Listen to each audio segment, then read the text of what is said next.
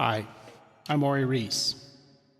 Those are the first 10 notes of one of the most famous Christian hymns ever written, Amazing Grace, and I'm going to play it in just a moment. But before I do, I'd like to talk about who wrote that song, when did he write it, and why? What's with this verse?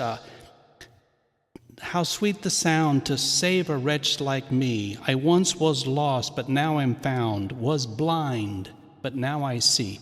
What's that all about? Well, here's the story of Amazing Grace. It was written by a man by the name of John Newton, who was born in England in 1725. He went to sea at the young age of 11, not all that unusual, actually. And he was very unpopular, and when he was a teenager, he was disobedient, and he was stripped of rank. He was tied to the mast and given 60 lashes and reduced to common seaman. They eventually kicked him off that ship, and he got onto another ship that was a slave trader going to Africa. He was so unpopular with his shipmates that when they finally got to Africa, they kidnapped him, took him ashore, sold him to a slave trader. And for the next 4 years, he spent his life as a slave in Africa.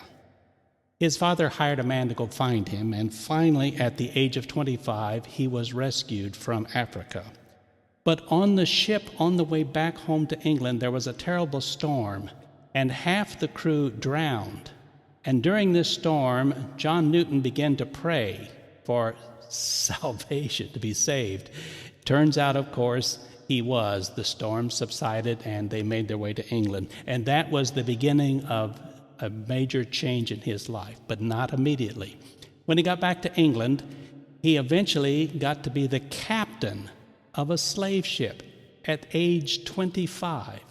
And they carried slaves back and forth from Africa to the American colonies.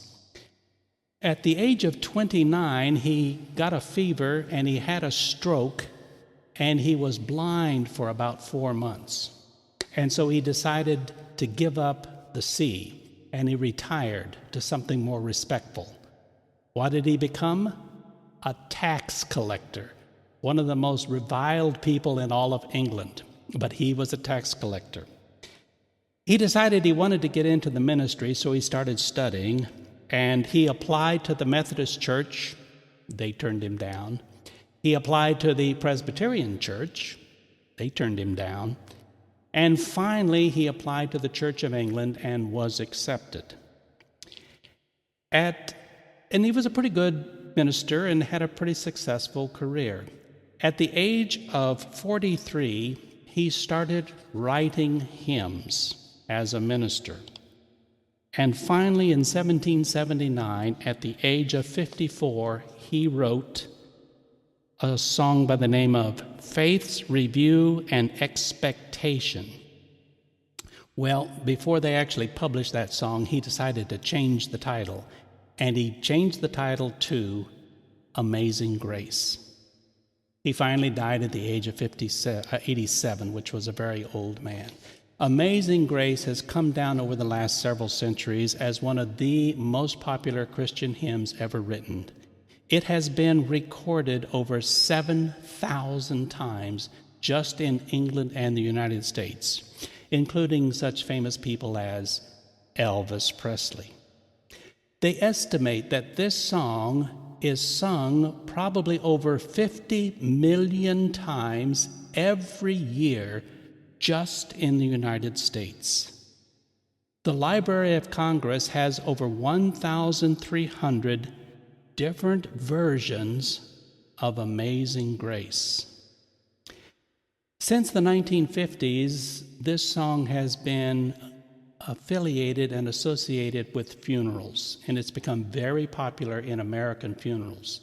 And the reason is, although it's a very sad song, at the same time, it's a very spiritually uplifting song. It's had a long tradition being played at the funerals of policemen and firemen. And why is that? Well, it goes back to the 1880s when the Irish immigrated to the United States in great numbers. And one of the few jobs they could get that was high paying was policeman and fireman. Well, the Irish had a long history of playing bagpipes at funerals. So therefore, when the Irish policeman and the Irish fireman would die and they'd have a funeral for them, they always played the bagpipes. And that's why to this day, you most always will see bagpipes being played at the funeral of a policeman or a fireman who dies in the line of service. So I'm going to play this song, and I'm going to play it following the tradition of the Irish. I'm going to start out with Irish pipes, and then I'll bring in the orchestra, and then I will add bagpipes to the Irish pipes. So here is Amazing Grace, and the lyrics are, Amazing grace, how sweet the sound that saved a wretch like me. I once was lost, you know what that's about, but now am found. Was blind, and he was blind, but now I see. So that's the rest of the story of this beautiful hymn.